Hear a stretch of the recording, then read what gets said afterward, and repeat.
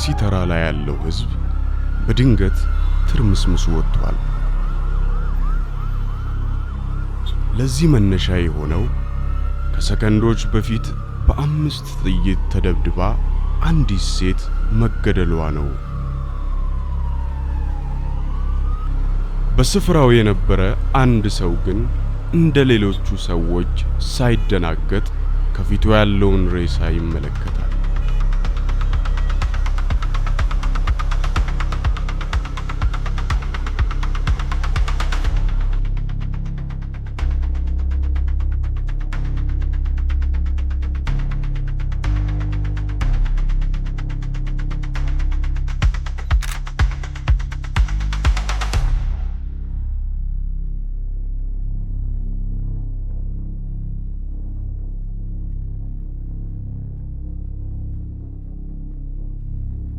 ይህ ሰው ማን ነው? አብይ ይባላል። አዎ አብይ ነው። በመዝገብ ስሙ አብይ በለጠ። ሰውነቷ በጥይት ተበሳስቶ የሞተችው ደግሞ ለ14 ዓመታት የገዳይ ሚስት ሆና የኖረችው ፌበን።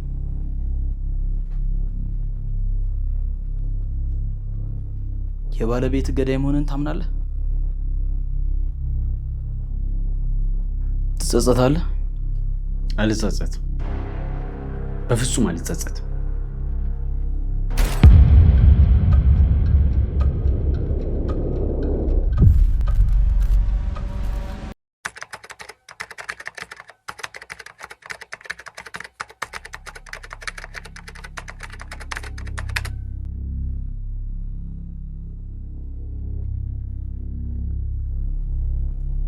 የፖሊስ የምርመራ ሰነድ እንደሚያመላክተው ከሆነ ፌበንን ለመግደል ያበቃው ታሪክ የሚጀምረው አዲስ አበባን ከረገጠ በኋላ ነው። በሚስቱ ግድያ ተጠርጥሮ በፖሊስ የምርመራ ክፍል ውስጥ የሚገኘው አብይ ቃሉን ለመርማሪዎች ሲሰጥ ታሪኩ የሚጀምረው እንዲህ ነው ይለናል። ተወልጄ ያደግኩት ራያ ቆቦ ነው። ወላጆቼን አላቃቸውም። ያሳደጉኝም ለነፍሳቸው ያደሩ ወንድሞቼ ናቸው። በወቅቱ ምንም አቅም ስላልነበራቸው ነፍሴን ካወቁ ጊዜ ጀምሮ ያገኘሁትን ስራ እየሰራሁ ነው ትምህርቴን የተማርኩት። ትምህርቴ ላይ ጎበዝ ተማሪ በሆንም ወደ ዩኒቨርሲቲ የሚያስገባኝን የ12ኛ ውጤት ግን ማምጣት አልቻልኩም። የዛውን ዓመትም እማሆይ እንዳረፉ ጠቅልዬ ወደ አዲስ አበባ መጣሁ። በመንግስቱ ኃይለማርያም ሊቀመንበርነት የሚመራው ደርግ ሊወድቅ 2 ዓመታት ሲቀሩት ራሴን እለውጥበታለሁ፣ ኑሮዬን አሸንፍበታለሁ ብሎ የመጣባት አዲስ አበባ ግን 20ዎቹ መጀመሪያ ላይ ለሚገኘው አብይ እንዳሰባት እቅፍ አበባ ይዛ አልጠበቀችውም። እንደውም በተቃራኒው እሾህና ሜኬላ የበዛባት ሆና ነው ያስተናገደችው። ትዝ ይለኛል አዲስ አበባ ለመጀመሪያ ጊዜ የረገጥኩት የእንቁጣጣሽ ዕለት ነበር። ቅዱስ ዮሐንስ 1981 ዓመተ ምህረት ዕለቱ አውደ ዓመት ስለሆነ ከተማዋ ጭር ብላለች። እንኳን ገንዘብ የተትረፈረፋቸው ጥሩ አዳሪዎችም በአቅማቸው ያለቻቸውን አብቃቅተው ከዘመድ አዝማድ ጋር ሲበሉ ሲጠጡ ስለሚውሉ አልፎ አልፎ ካልሆነ የሰው ዘር ዝር አይልም። ዘመድ አልባው ከአንድ ራሱ በቀር ማንም የሌለው ታዳጊው አብይ በማያውቃት ከተማ ውስጥ የት እንደሚሄድ ግራ ገብቶት ብቻውን ተጨንቋል።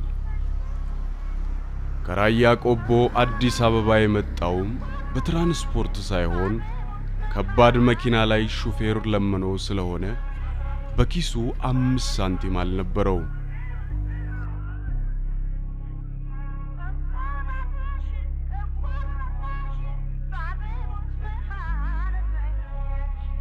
ታዲያ በዛች በእንቁጣጣሽ ዕለት ከየቤቱ የሚወጣው የዶሮ ወጥ የጠላና የጠጅ ሽታ ምድሪቱን በሚያወድባት ቀን ዝም ብሎ በእግር ከመንከራተቱ በላይ አቅም ያሳጣው ረሃቡ ነበር።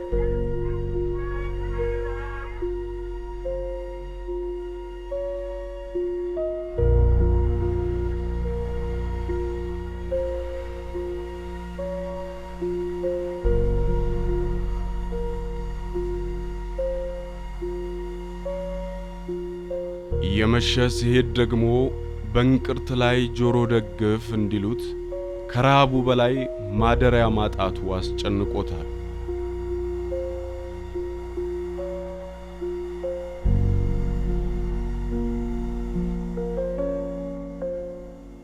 በፍጹም የሰው እጅ ማየት የማይወደውና ሰው ሙሉ አካል እያለው እንዴት ይለምናል ብሎ ልመናን የሚጠየፈው ታዳጊው አብይ ከየቤቱ የሚመጣው የምግብና የመጠጥ ሽታ ሆዱን እያላወሰው ያገኛትን አንዲት ጥግ ላይ ኩርምት ብሎ ያድራል።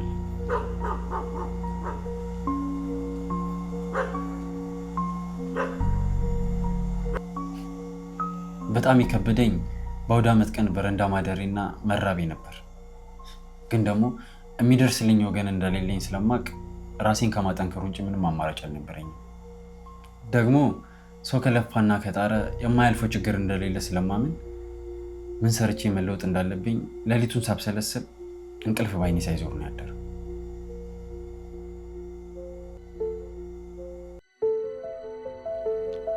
ታዳጊው አብይ እንዲህ ብሎ ዝቶ ብቻ አልቀረም።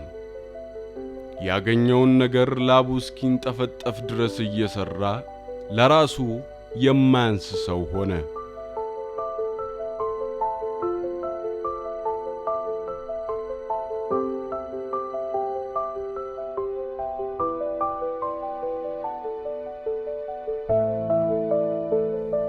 ያገኛትን ሳንቲም እያጠራቀመም ከበረንዳ ዳሪነት ሕይወት ወጥቶ አፍንጮ በር አካባቢ የሚገኝ አነስተኛ ቤት ተከራየ።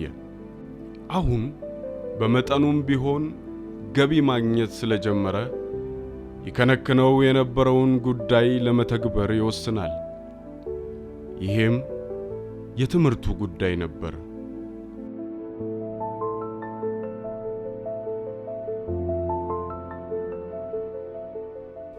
የጉልበት ሥራውም ልፋቱና የሚያገኛት ገቢ አልመጣጠን ስላሉት እንዲሁም ከእጅ ወደ አፍ የሆነውን ኑሮውን ለመለወጥ ሲል ሊማር የሚችልበትን መንገድ ሳይታክት ማጠያየቅ ጀመረ።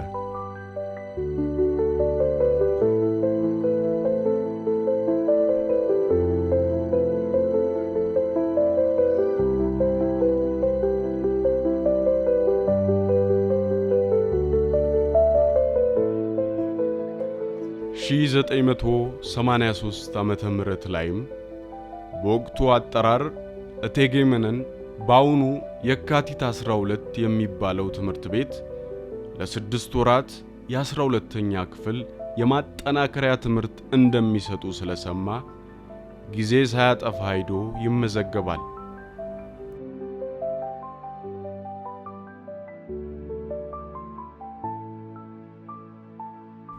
አብይ ያን ጊዜ ሲያስታውስም ፊቱ ላይ ቁጭት እየተነበበበት እዚህ ትምህርት ቤት ለመማር ባይመዘገብ ኖሮ ዛሬ በሚስቱ ግድያ ተከሶ እስር ቤት እንደማይገባ ይናገራል።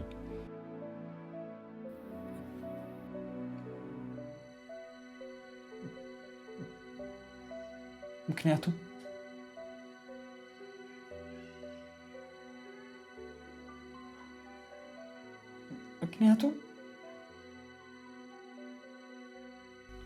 በምርመራ ክፍል ውስጥ ያሉትን ፖሊሶች ያስገረማቸው ሚስቱን በመግደሉ ምንም አይነት የጸጸት ስሜት ያልታየበት አብይ ለመጀመሪያ ጊዜ በጸጸት ስሜት ሳግ እየተናነቀው መናገር ሲያቅተው ማየታቸው ነው።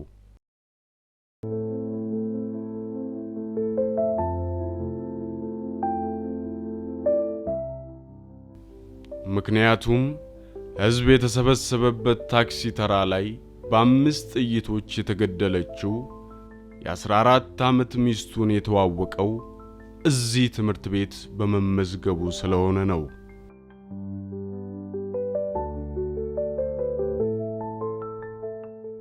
በአንድ ፈተና ምክንያት ከምትወደው የትምህርት ዓለም መሰናበት ያልፈለገችው ታዳጊዋ ፌበን ልክ እንደ አብይ በየካቲት 12 ትምህርት ቤት የሚሰጠውን የ12ኛ ክፍል የማጠናከሪያ ትምህርት ለመማር ትመዘገባለች።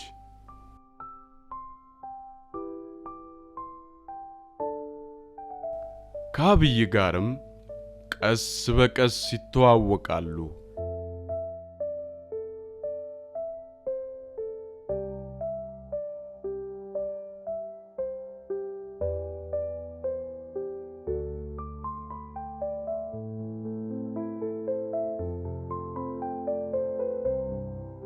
በአይን ከመተያየት የጀመረው ግንኙነታቸውም ሰላምታ ወደ መለዋወጥ አብሮ ወደ ማጥናት ይሸጋግራል።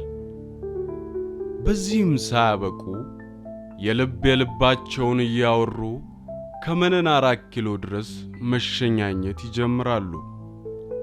አንዳቸው ስለ አንዳቸው ባወቁ ቁጥርም በወጣቶቹ ልብ ውስጥ ፍቅር ማቆጥቆጥ ይጀምራል።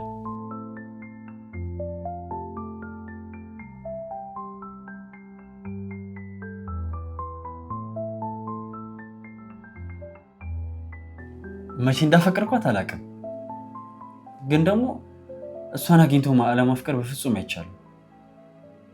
እስኪ አስበው፣ ማንም በሌለኝ በዛ ወቅት እንደኔ ራሷን ለማሸነፍ የምትጥር ሴት አግኝቶ አለማፍቀር በፍጹም አይቻልም። ዛሬ ላይ ሆኜ ሳስበው እሷን ያፈቀርኩበት ቀን ግን እድሜ ልኬን ሲጸጽተኝ ይኖራል። በወቅቱ ቀን ቀን እሷ አክስቷን እያገዘች እሱ እየሰራ የሚውሉት ታዳጊዎቹ አብይና ፌበን ከትምህርትና ከሥራ የተረፈቻቸውን ጊዜ በሙሉ አንዳቸው በአንዳቸው ሳምባ የሚተነፍሱ እስኪመስሉ ድረስ የማይለያዩ ጥንዶች ነበሩ።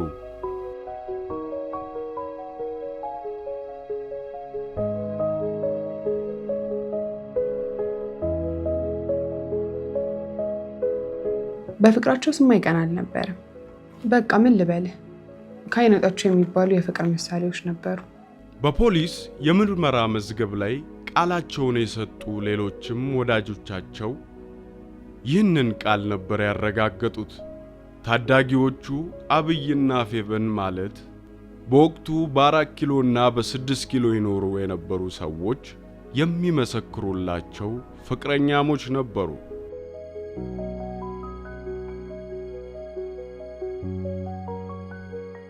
ለራሳቸው አያስቡም እስኪባሉ ድረስ አንዳቸው ለአንዳቸው ያላቸው መተሳሰብ አጃኢብ ያሰኛል። አብይ ከሥራ ደክሞት ስለሚመጣ ፌበን ከአክስቷ ቤት ሰበብ እየፈጠረች ሾልካ እየወጣች ቤቱን ስታጸዳለት፣ ልብሶቹን ስታጥብለት ትውላለች። በዚህም ሳታበቃ ገቢው እንደማይበቃው ስለምታውቅ ከአክስቷ ቤት ሽሮና በርበሬ፣ ዘይትና ሽንኩርት ደብቃ ይዛ እየመጣች በጊዜው በነበራት አቅም ታግዘዋለች።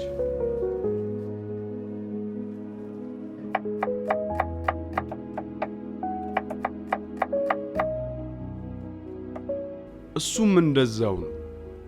ለራሱ ካልሲ ሳይቀይር በሸክም ወገቡን ሰብሮ የሚያገኛትን ሳንቲም ለሷ የሚያስፈልጋትን ነገሮች በሙሉ በመግዛት ብሩን ይጨርስ እንደነበር ይናገራል። እሷ ተው ምንም አያረግልኝም ብሩን አጠራቅም እያለች ብትጨቀጭቀውም ምን አክስትሽ ብትሆን የሰው ቤት ነው፣ ተጠቅተሽ እየኖርሽ ከየት ታመጫለሽ እያለ እድል ቀንቶትና ደና ብር የሰራ ሰሞን ጫማና ልብስ ሳይቀር ይገዛላታል። በዚህም የተነሳ ፍቅራቸው መሃል ጭቅጭቅ ይፈጠራል። ደጋግማ ገንዘብህን እኔ ላይ ብቻ አታጥፋ ስትለው አልሰማ ያላት ፌበን በወቅቱ አንድ ውሳኔ ትወስናለች። ምን እንዳደረገችኝ ታውቃለህ? ልብስና ጫማ አንተ ከምትገዛልኝ በራሴ ምርጫ አልገዛ እያለች ጥሬ ብር ትቀበለኝ ነበር። ታዲያ የሆነ ቀን ከ3 እና ከ4 ወር በኋላ ይመስለኛል የሆነ ነገር ላሳየ ነው። ምንድነው?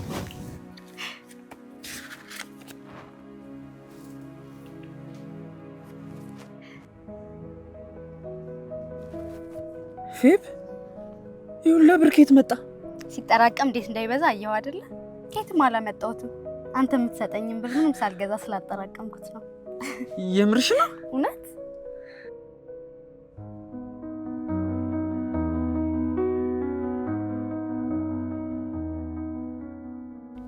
በወራት ውስጥ ተዋውቀው አንዳቸው ለራሳቸው ከሚያስቡት በላይ ለሌላቸው እየተሳሰቡ ፍቅራቸው እየጎመራ ቢሄድም የትምህርታቸው ጉዳይ ግን እንዳሰቡት አልሆነም።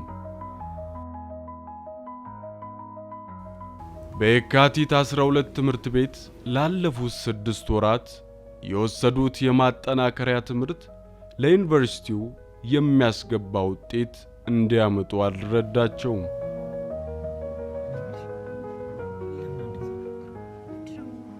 በዚህም ተስፋ ሳይቆርጡ እንጦጦ አጠቃላይ የቴክኒክና የሙያ ትምህርት ቤት በዲፕሎማ የማታው መርሃ ግብር አካውንቲንግ ለመማር ሁለቱም ይመዘገባሉ።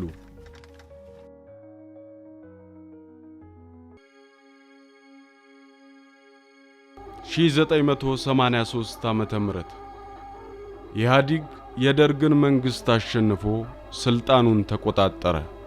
የአብዛኛው ህዝብ ስሜትም ፖለቲካው ላይ ሆነ። እነዚህ ጥንዶች ግን እርስ በርስ እየተረዳዱ ኑሯቸውን ለማሸነፍ ከሚያደርጉት ጥረት ውጪ በዙሪያቸው ስለሚካሄደው ነገር የሚያስቡት ክፍት ቦታ በልባቸው ውስጥ አልነበረም። አሁንም መማር፣ ጠንክሮ መስራት፣ ፍቅራቸውን መመጋገብ ብቻና ብቻ ነበር የሚያሳስባቸው።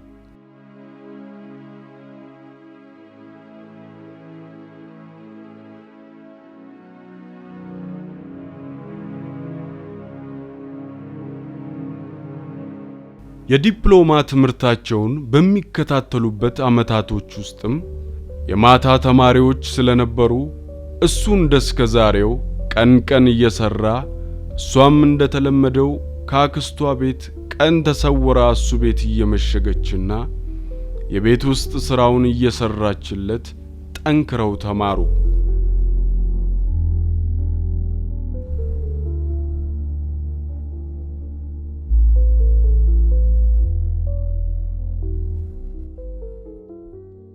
ያቺ የፍቅር ጥንስስ የጠነሰሱባት ትንሿ የአብይ ቤትም ፍቅራቸውን የሚቀጩባት ጎጆአቸው፣ ትምህርታቸውን የሚያጠኑባት ላይብረሪያቸው ሆነችላቸው።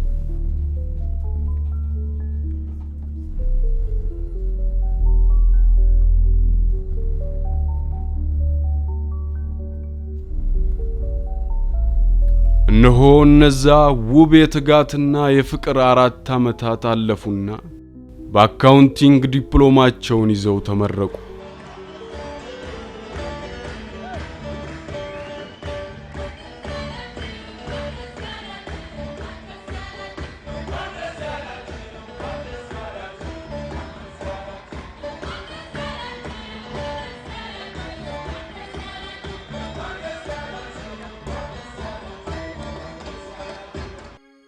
አብይ ለጊዜው የትምህርት ነገር በቃኝ ሲል፣ እሷ ግን ሁለተኛ ዲፕሎማዋን ለመማር ወደ ኮተቤ የመምህራን ማሰልጠኛ ኮሌጅ ጠቅልላ ገባች። ባገኘችው ክፍተት ሁሉ ከሱ ጋር አብራ እያሳለፈች ሁለተኛ ዲፕሎማዋንም በ4 ዓመታት ተምራ ጨረሰች። ይህኔ አብይ አንድ ጥያቄ አነሳ። ፌብ ለምን አንገባ?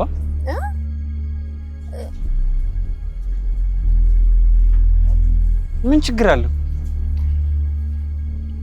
ፌበን ጥያቄውን መመለስ ያልቻለችባቸው 2 ምክንያቶች ነበሯት።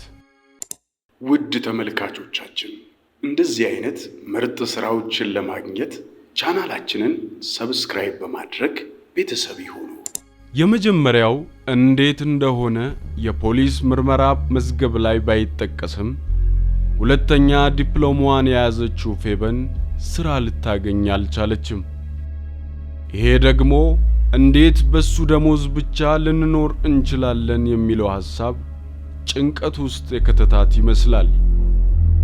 ሌላኛው ምክንያቷን ደግሞ የረጅም ጊዜ ጓደኛዋ እንዲህ በማለት ለፖሊስ ቃሏን ሰጥታለች።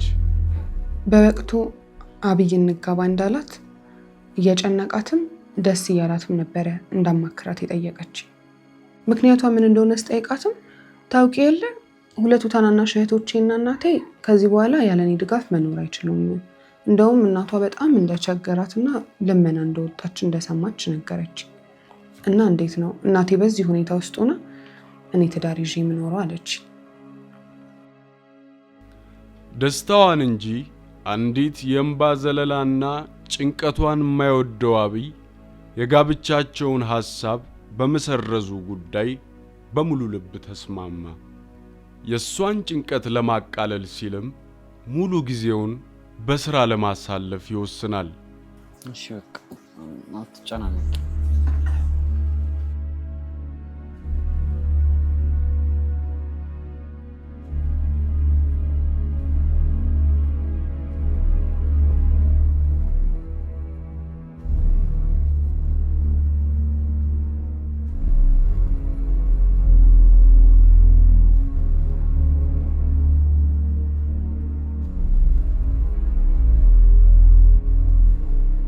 ጠንክሬ ለመስራት የወሰንኩት ከኛ ገንዘብ ተርፎን ቤተሰቦቿን ለመርዳት ነበር። በወቅቱ ዘመድ አልባ አድርጎ የፈጠረኝ ፈጣሪ ለካ በሷ በኩል ዘመድ አዘጋጅቶልኝ ነው። ታናናሾቿን እንደ እህቶቼ፣ እናቷንም እንደ እናቴ ነበር የምቆጥራቸው። በዚህም የተነሳ ፈጣሪን ደጋግሜ አመስግኘዋለሁ። በጋብቻው መዘግየት ቢስማሙ ፍቅራቸውን ለማጽናት ሲሉ ግን ሁለቱንም የሚያስማማ አንድ ውሳኔ ይወስናሉ። በሽማግሌ ተፈራርመው ቤተሰቦቿን መተዋወቅ።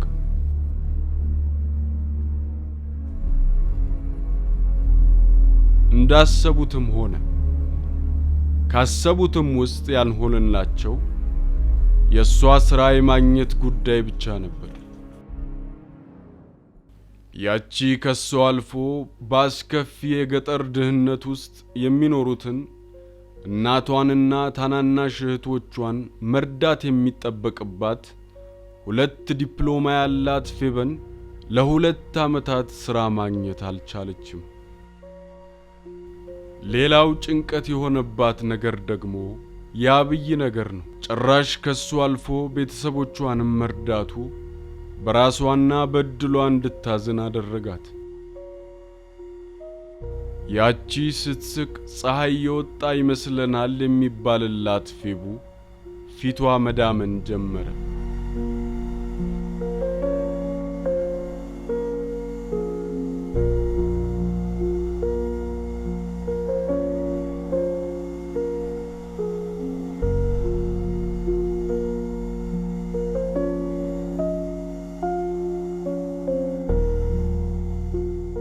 በዚህ ወቅት ጉልበት የሆናትና ሐዘኗን የሚያስረሳት አብይና አብይ ብቻ ነበር። ስራው እስኪገኝ ድረስ ቤት ቁጭ ብላ ከምትቆዝም አዲስ አበባ ዩኒቨርሲቲ የማታ ተመዝግባ በዲግሪ መርሃ ግብር እንድትማር ጨቅጭቆ አሳመናት።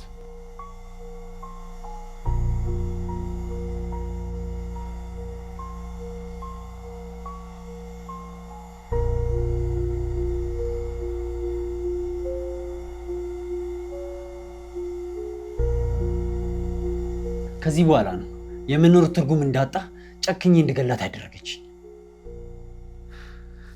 ሰዎች በመሃላቸው ሰይጣን ገብቶ ነው ይላሉ።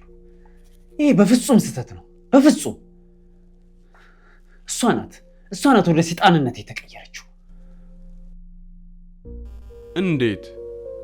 ምን ተፈጠረ? በችግር የተፈተነው ከዓይን ያውጣችሁ። መፋቀርስ ከተባለ እንደናንተ የተባለለት ፍቅራችሁን ምን ሽዋለበት? ይህን የሚያውቋቸውን በሙሉ ያስበረገገውና ማንም ያልጠበቀው ዱብዳ እንዴት ሊከሰት ቻለ? አላውቅም። በወቅቱ ፌቨን ሁላችንን ነበር ያስደነገጠችን። በህይወት ስለሌለችና ራሷን መከላከል ስለማትችል መውቀስ ባልፈልግም ትልቁ ጥፋት ግን የሷ ይመስለኛል። ይህንን ውሳኔ እንድትወስን ያደረጋትን ምክንያት ግን እሷና ፈጣሪ ብቻ ነው የሚያውቁት። በእርግጥ ከሷ ውጪ ዛሬ ለመሞት ያበቃትን ያንን ውሳኔ የወሰነችበትን ምክንያት ለጊዜው በህይወት ስለሌለች የሚነግረን የለም።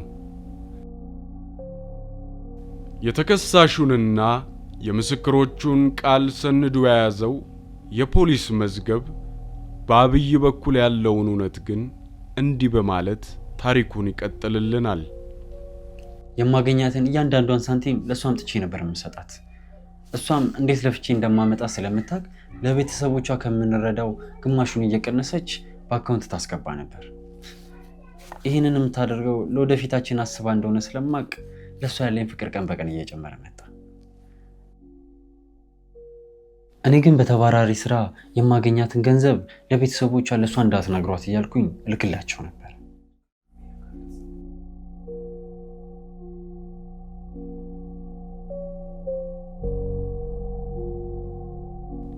ፌቨን በትምህርቷ ጠንካራና የሁለተኛ ዓመት ተማሪ እያለች በጭንቀት ከማንባት በደስታ ወደ ማልቀስ የሚያሸጋግራቸው ታላቅ በረከት ወደ ህይወታቸው ውስጥ ይገባል። አዎ ከበረከትም በላይ በረከት ነው እንጂ። ፌቡዬም በዲፕሎማ የመንግስት ስራ አገኘች።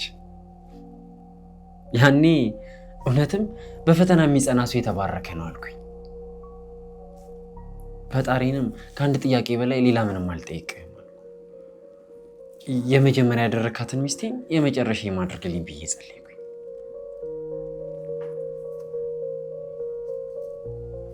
ግን ምን ያደርጋል ጸሎቴ ከንቱ ነበር። የዛሬው አብይ በምርመራ ክፍል ውስጥ ሆኖ በምሬት እንዲህ ቢልም ያኔ ግን ደስታው ወደር እንዳጣ ያስታውሳል። ይግረማችሁ ሲላቸውም ከ2 ዓመት በኋላ ፌቨን የተቀጠረችበት ድርጅት በወቅቱ ሰራተኞች እየተደራጁ የማህበር ቤት የሚያገኙበትን እድል ያመቻች ስለነበር ፈረንሳይ ለጋሲዮን አካባቢ በስሟ የተመዘገበ ቤት ይኖራታል። ይህ በጣም ትልቅ ውሸት ነው። ቤቱን እሷ እንደምትለው ሳይሆን በወቅቱ እኔ ሰጣት የነበረውን ገንዘብ እሷ ከምታጠራቅመው ገንዘብ ጋር አድርጋ የገዛቸው የጋራ ንብረታችን ነው።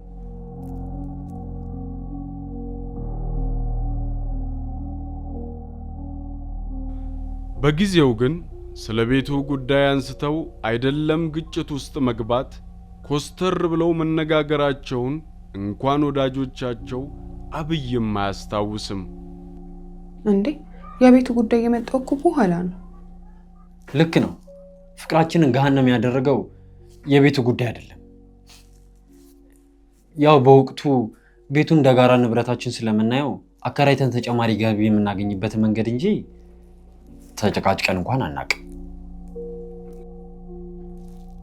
ሰውነቷን በ5 ጥይት በሳስቼ በገላትም እንድረካ ያላደረገኝ ጉዳይ ግን በነዛ በተረገሙ 6 ወራቶች ምክንያት ነበር።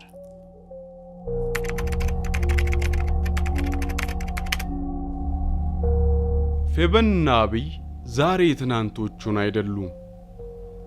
አክስቷ ጋር ተጠግታ ትኖር የነበረችው ፌቨን በስሟ ቤት አላት። የባሏን እጅ ከማየትም ተላቃ በየወሩ በቂ የሚባል ገንዘብ የምታገኝ ደሞዝተኛ ሆናለች። ነገዋን ከዚህ የበለጠ ለማሻሻል ደግሞ ዲግሪዋን ተምራለች። በዚህም የተነሳ የልጅነት ውበቷ እየተመለሰ ሰውነቷ እየፋፋ ሄደ። መርጣ ለባሽ መርጣ ጎራሽ እየሆነች ስለመጣችም የምትለብሰው የሚያምርባት የምትበላው የሚስማማት እየሆነላት አንዳንድ ሰው አይን ውስጥም መግባት ጀመረች። በተቃራኒው አብይ ደግሞ ለውጫዊ ውበቱ ግድም የሌለው ለምግብም ያን ያህል ፍቅር ስለሌለው ከበፊቱ ቢሻልም እንደሷ ግን ታምራዊ ለውጥ በሰውነቱም ሆነ ባለባበሱ ላይ አልታየም። ከዛሬ ይልቅ ነጋቸው ስለሚያስጨንቀው ከስራና ከሚስቱ ውጪ ስለሌላ ነገር የሚያስብበት ክፍት ቦታ አእምሮ ውስጥ አልነበረም።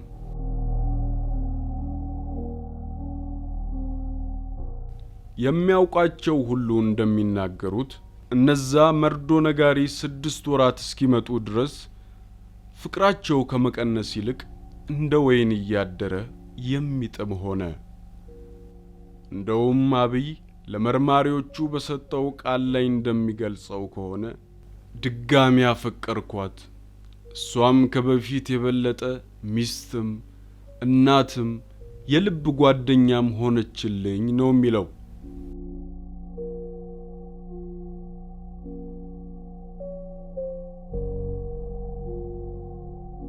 ታዲያ በእነዚህ ወቅቶች ሌላ በረከት የመሰለ መርዶ ቤታቸውን ይጎበኘዋል። አብይ ይሰራበት ከነበረበት ድርጅት የተሻለ ገንዘብ የሚያገኝበት እስካሁን ከነበሩበት ህይወት ባንዴ የሚያስፈነጥራቸውን የኤንጂኦ ስራ አገኘ። ስራው ደግሞ ስራ ብቻ አልነበረም። የሱንም ሆነ የሚስቱን የፌበንን ህይወት ለአንዴና ለመጨረሻ ጊዜ የሚቀይር ነው። አሁን ከሚያገኘው ደሞዝ 5 እጥፍ እንደሚከፈለው ተነግሮታል።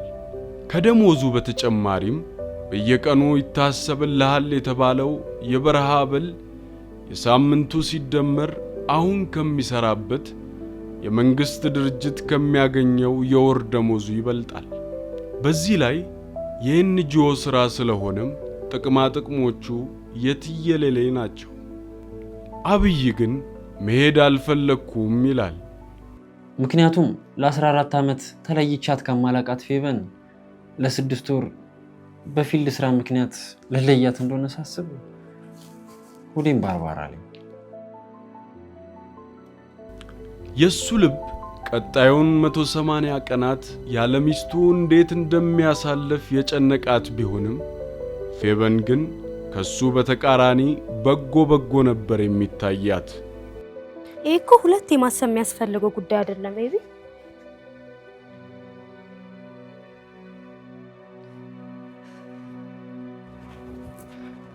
አሁን ካመለጠን መቼም ማናገኘው እድል ነው።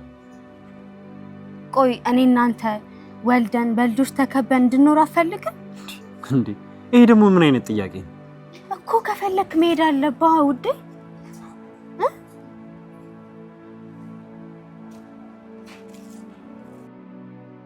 ከዜሮ ተነስተው ራሳቸውን ለመቻል የበቁት አብይና ፌበን በጥረታቸው ዛሬ የተሻለ ኑሮ ቢኖሩም የ14 ዓመት የፍቅርና የትዳር ህይወታቸው ከቅርብ ዓመታት ወዲህ በበረከት ቢሞላም አንድ ነገር ግን ጎሏቸው ነበር። ከሷና ጀምሮ የሚያውቃቸው በሙሉ ከዚህ በኋላ ምንድነው የምትጠብቁት? ውለዱ እንጂ የሚሉ ጥያቄዎች ቢበረታባቸውም ልጆቻችን የኛን ህይወት ደግመው እንዳይኖሩት ኑሮአችንን እስክናሻሽል መውለድ የለብንም ብለው እስካሁን ዘግይተዋል። ኑሮአቸውን ለአንዴና ለመጨረሻ ጊዜ የሚቀይሩበትና አስተማማኝ ገቢ የሚያገኙበት እድል ደግሞ በአብይ በኩል መጥቷል። 6 ወር እኮ ነገ ናት። ከዛ አዲስ አበባ ያለው ቅርንጫፍ ስለምትቀየር የገንዘብ ጉዳይ እንደስካሁን አያሳስበንም። እኔም ትምህርቴን ጨርሳለሁ። ከዛ ልጅ ወልዶ ስለማሳደግ ብቻ ይሆናል የምናስበው። እሺ ቤቢ፣ ያ ጊዜ ናፈቀኝ። ይሆናል እውነት። ልቤም ቢቢለኝም ያው ፌቡ ስላሳመነችኝ እየከበደኝም ቢሆን ኤንጂኦ ወደ አዘጋጀው የፊልድ ስራ ሄድኩኝ።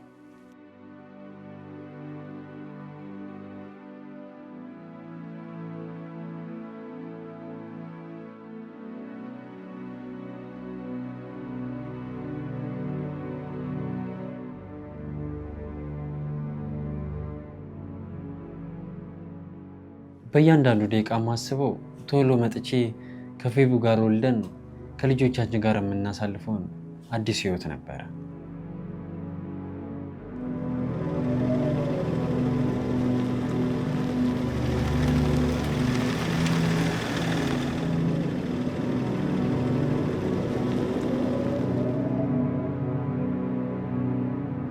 ከሚስቱ ተለይቶ የቆያቸው እነዛ 6 ወራት እንደ 6 ክፍለ ዘመኖች ረዝመውበት የፊልድ ሥራ የቆየው አብይ መመለሻው ቀን ደረሰ።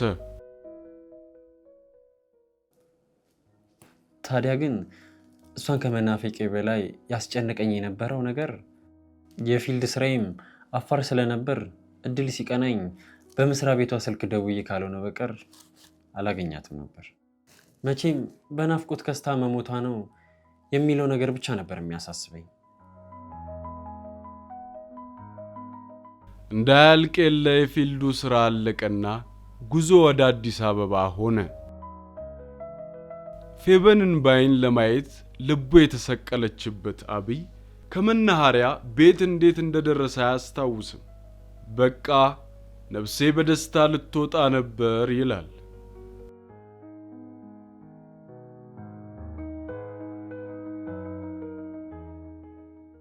ቤት ሲደርስ ግን በህልሙም በእውኑም አስቦ የማያውቀው ነገር ገጠመው።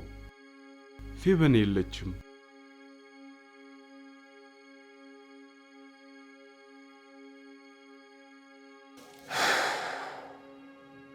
ብጠብቃት ልትመጣ አልቻለችም። ከትምህርት ቤት የምትወጣበትም ሰዓት አለፈ። ጓደኞቿንም ብጠይቅ አላየሁም አሉኝ።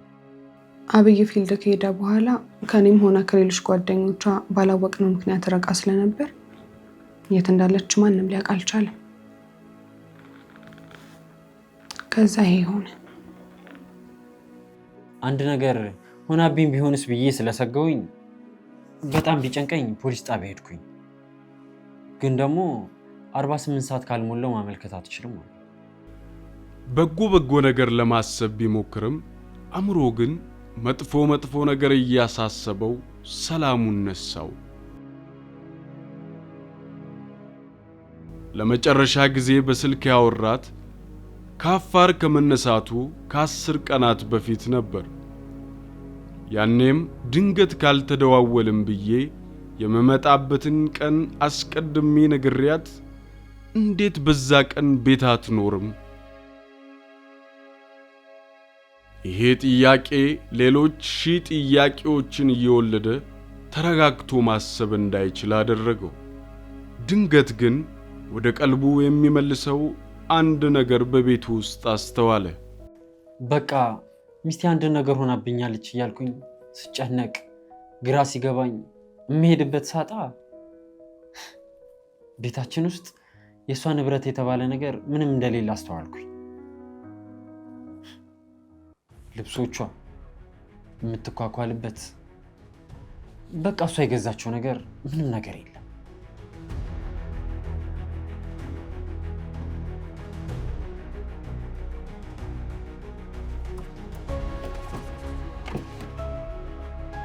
አሁን በቃላት ሊገልጸው የማይችለው ስሜት ከግር ጥፍሩ እስከ ራስ ፀጉሩ ድረስ ተቆጣጠረው። እንዴት?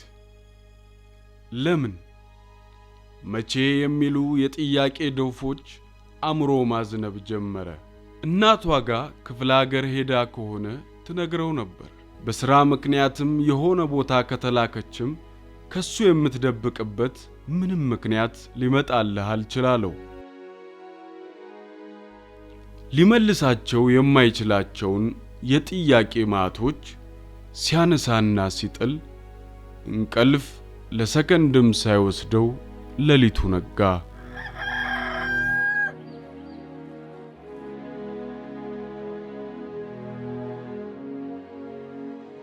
ፍርሃትም ስጋትም ማሰብ የማይፈልጋቸውን ክፉ ነገሮች አእምሮን እንደተቆጣጠሩት ወደ መስሪያ ቤቷ ሄደ። እዚያ ያገኘኋት ግን የመጀመሪያ ፍቅረኛዬን ሚስቴን ፌቨንን ሳይሆን ሌላ ሴት ነበረች። ውድ ተመልካቾቻችን እንደዚህ አይነት ምርጥ ስራዎችን ለማግኘት ቻናላችንን ሰብስክራይብ በማድረግ ቤተሰብ ይሁኑ።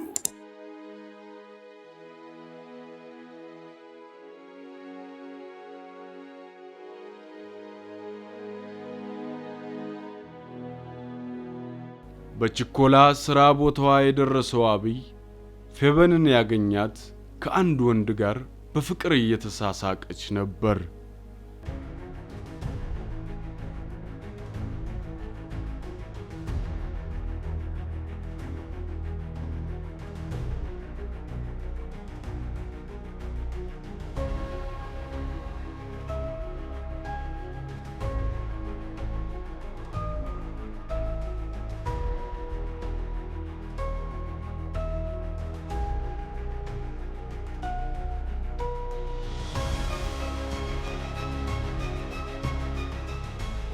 በወቅቱ አብይን ያስበረገገው ከወንድ ጋር እንደዛ ከመሆኗም በላይ ሊያወራት ሲሄድ ያለችው ነገር ነበር።